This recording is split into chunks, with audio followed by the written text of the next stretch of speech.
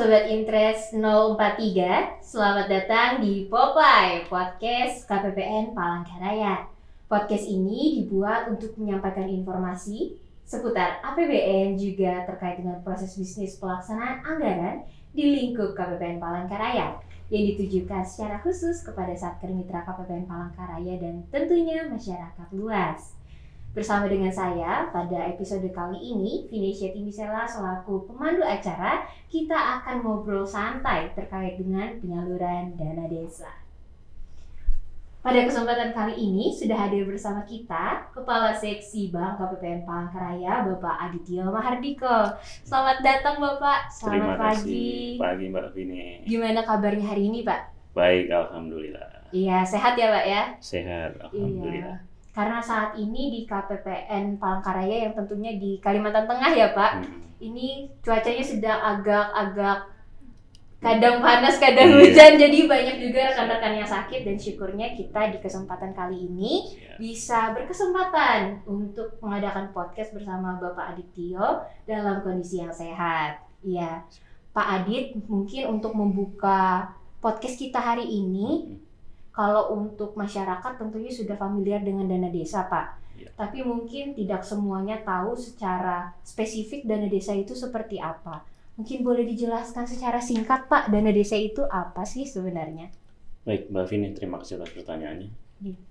Jadi kalau sesuai dengan Peraturan Menteri Keuangan nomor 145 tahun 2023, dana desa adalah bagian dari dana transfer ke daerah dari pemerintah pusat yang ditujukan bagi desa yang dalam pelaksanaannya dimanfaatkan untuk pembangunan desa, pemerintahan desa, dan urusan masyarakat desa lainnya. Seperti itu, Mbak. Iya, berarti memang dari segi pengertian definisinya itu spesifik ditujukan hanya untuk desa ya Pak? Iya. Kalau dana desa ini berarti seluruh Indonesia Pak Iya, yang memiliki desa. Iya. Oh, berarti Palangkaraya sendiri nih Pak. Untuk Kota Palangkaraya yang merupakan mitra KPPN Palangkaraya, itu ada berapa pemerintah daerah Pak yang mendapatkan dana desa itu Pak? Baik.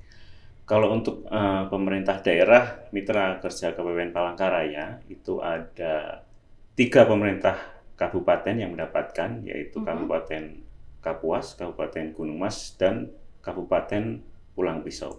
Oh, berarti ada 3 ya Pak? Ya. Dari total 5 pemerintah daerah yang mitra KPPN Palangkaraya. Karena untuk pemerintah provinsi dan pemerintah kota Palangkaraya memang tidak ada dana desa, tapi untuk di pemerintah kota Palangkaraya sendiri sebenarnya ada alokasi dana untuk desa atau kelurahan yang ada di lingkup pemerintahan tersebut. Seperti itu, Mbak. Oh iya, baik Pak.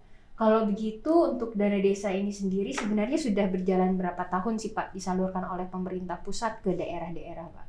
Iya, Mbak Vini, dana desa ini sudah berjalan 10 tahun per tahun 2024 ini, dimulai dari tahun 2015. Iya Pak. Waktu itu anggarannya untuk secara nasional ada sekitar 20 triliun dan sekarang sudah mencapai 70 triliun. Jadi memang ada selalu meningkat dari tahun ke tahun. Karena memang sangat terasa sekali manfaatnya bagi masyarakat baik secara langsung maupun tidak langsung, seperti itu, Mbak. Oh, berarti memang sebenarnya sudah lama ya Pak berjalannya, cuma mungkin baru booming atau lebih familiar di masyarakat akhir-akhir ini. Kemudian terkait dengan trennya tadi meningkat, berarti memang ada komitmen pemerintah di sana ya Pak untuk terus membangun daerah desa-desa kita seperti itu. Kalau misalnya untuk kebijakan penyalurannya sendiri Pak, apa boleh dijelaskan secara singkat? Mungkin teman-teman ada yang belum familiar terkait dengan hal ini, bagaimana Pak? Jadi gini Mbak Vini, kalau dari tahun 2015 sampai 2024 tentunya sudah banyak hal-hal yang menjadi perhatian dan evaluasi bagi pemerintah pusat dalam menyalurkan dana desa. Nah, untuk tahun 2024 ini, itu dasar hukumnya adalah Peraturan Menteri Keuangan nomor 145 tahun 2023 terkait dengan pengelolaan dana desa. Jadi, mulai tahun ini, pengelolaan keuangan dana desa itu diatur lebih fleksibel karena juga sesuai dengan arahan Presiden dan memperhatikan aspirasi dari masyarakat desa itu sendiri. Iya, Pak. dari tahun-tahun sebelumnya yang dianggarkan secara spesifik melalui 3 tahap, untuk tahun ini dianggarkan dalam 2 tahap saja. Jadi itu tadi untuk tujuannya agar lebih fleksibel. Jadi dianggarkan dalam 2 tahap. Nah, dalam masing-masing tahap ada dana desa yang reguler yang untuk keperluan pemerintahan desa, BUMDes, dan penggunaan prioritas desa lainnya. Lalu ada juga untuk dana desa yang earmark atau yang ditentukan tujuannya, penggunaannya. Yang pertama adalah untuk BLT desa, itu melanjutkan kebijakan waktu pandemi COVID, jadi masih diteruskan. Ada BLT desa maksimal 25% dari anggaran dana desa. Lalu yang kedua adalah untuk dana ketahanan pangan dan hewani, itu minimal 20% anggaran. Dan terakhir yaitu terkait dengan penanganan stunting di desa-desa. Itu kurang lebih sisanya diarahkan untuk penggunaan itu tadi, untuk yang dana desa earmark atau ditentukan penggunaannya. Gitu Mbak Vin. Iya, siapa? Berarti tadi kalau misalnya saya tidak salah tangkap tadi ada BLT ya Pak, berarti bantuan langsung tunai yang diberikan langsung ke masyarakat desa. Kemudian ada beberapa yang secara spesifik sudah ditentukan, salah satunya tadi disinggung terkait stunting ya Pak. Yang sebenarnya itu juga concern pemerintah, di pemerintah pusat juga, dan sekarang juga di komitmennya ditegaskan juga dalam bentuk dana desa ini ya Pak. Oke Pak, mungkin pertanyaan selanjutnya, kalau untuk latar belakangnya kenapa jadi bisa diubah fleksibilitasnya tadi ya Pak, yang tentunya memihak kepada desa-desa untuk mencairkan penyaluran dana desa tadi, itu apa ya Pak? Kenapa jadi demikian? Baik Mbak Vini, jadi melanjutkan kebijakan penyaluran dana desa dari awal tadi ya, jadi sesuai juga dengan undang-undang hubungan keuangan antara pemerintah pusat dan pemerintahan daerah, Undang-Undang Nomor 1 Tahun 2022, itu masyarakat diarahkan untuk berdaya, jadi mendukung pembangunan juga di desa, keberlanjutannya dan prioritas pembangunan di desa, misalnya melalui pembangunan BUMDes, yaitu Badan Usaha Milik Desa, lalu terkait dengan program strategis nasional, itu tadi terkait dengan BLT, terkait dengan ketahanan pangan dan penanganan stunting, itu mesti menjadi prioritas pembangunan seperti itu Mbak. Berarti memang untuk hal-hal yang prioritas tadi ya Pak, salah satunya diupayakan melalui penyaluran dana desa itu. Kalau misalnya dampaknya sendiri Pak sejauh ini dengan ada penyaluran dana desa dan tentunya dikhususkan terhadap poin-poin prioritas nasional tadi, itu untuk mitra KPPN Palangkaraya dulu nih Pak, Pemda-Pemda setempat. Dampak yang paling signifikan itu seperti apa Pak contohnya Pak? Baik Mbak Vini, kalau di lingkup Pemda Mitra KPPN Palangkaraya sendiri di 3 kabupaten tersebut, itu untuk beberapa desa sudah sangat terlihat ya kebermanfaatannya. Sebagai contoh, di beberapa desa di Kabupaten Kapuas itu yang sebelumnya berstatus desa maju lalu bisa dengan adanya anggaran dana desa tersebut bisa menjadi mandiri, itu akan semakin meningkatkan daya untuk membangun desa tersebut. Selain akan pasti mendapat reward dari pemerintah daerah bersangkutan gitu. Biasanya rewardnya adalah adanya tambahan alokasi dana desa dari APBD bersangkutan seperti itu. Atau kalau lebih konkret lagi, contohnya saya dapat informasi dari teman-teman di pemerintah daerah Kabupaten Kapuas, itu ada desa namanya Desa Bungai Jaya, itu bahkan bisa swasembada pangan dan bisa menjadi sentra produksi sayur mayur dan buah-buahan tertentu untuk bahkan sampai ke sini ke Kota Palangkaraya seperti itu Mbak. Sampai dibawa ke sini ya Pak. Luar biasa. Berarti akhirnya mereka bukan cuma istilahnya memproduksi untuk diri mereka sendiri, desa mereka sendiri, tetapi juga untuk desa-desa tetangga yang Iya. mungkin berbatasan langsung dengan mereka. Iya. Utamanya mungkin Palangkaraya yang untuk produksi pangan tersebut Iya. masih terbatas ya Pak, mungkin Iya, untuk betul. lahannya Iya. seperti itu. Luar biasa sekali Pak. Kalau misalnya tadi selain kita lihat ada fokus-fokus dari pemerintah untuk terlibat langsung di penyaluran dana desa ini, kemudian kita juga sudah mendengarkan tadi ya Pak beberapa contoh dampak signifikan dari adanya dana desa ini di Pemda-Pemda Mitra KPPN Palangkaraya. Mungkin boleh di-spill sedikit nih Pak untuk tantangan penyalurannya Pak yang Bapak rasakan mungkin dan rekan-rekan selama penyaluran di beberapa periode ini seperti apa Pak? Iya. Silahkan.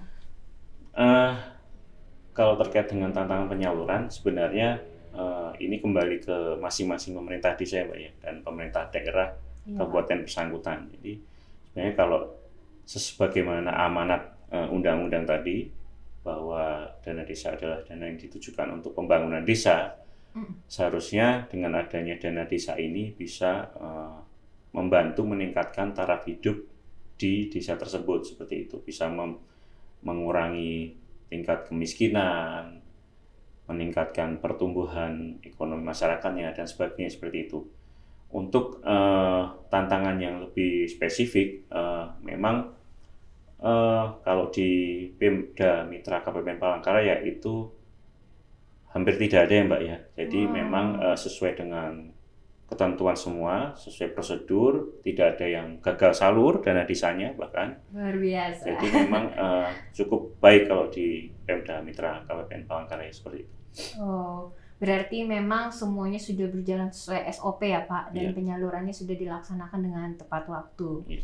Luar biasa kalau untuk antusiasmenya berarti dari mungkin kita kan Pak posisi sebagai KPA ya Pak ya, Iya. kalau misalnya Pak Adityo Iya. sendiri KPA penyalur dana desa. Iya. Kalau untuk yang melaksanakan sendiri kan berarti rekan-rekan dari pemerintah desa ya Iya, Pak. perlu diketahui bahwa memang KPPN sebagai kuasa pengguna anggaran penyaluran dana desa, kewenangannya menyalurkan dari rekening kas umum negara ke rekening kas desa. Jadi sepenuhnya setelah dana desa itu cair ke pemerintahan desa, rekening kas desa itu sebisa mungkin semaksimal mungkin bisa dimanfaatkan oleh masyarakat desa untuk itu tadi keperluan pembangunan dan sebagainya.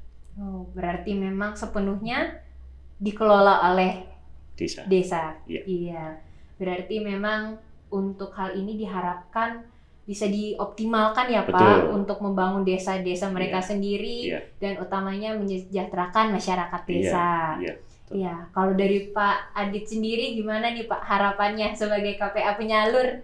Iya. Ada nggak pesan-pesan khusus terkait dengan penyaluran dana desa ini yang ingin disampaikan?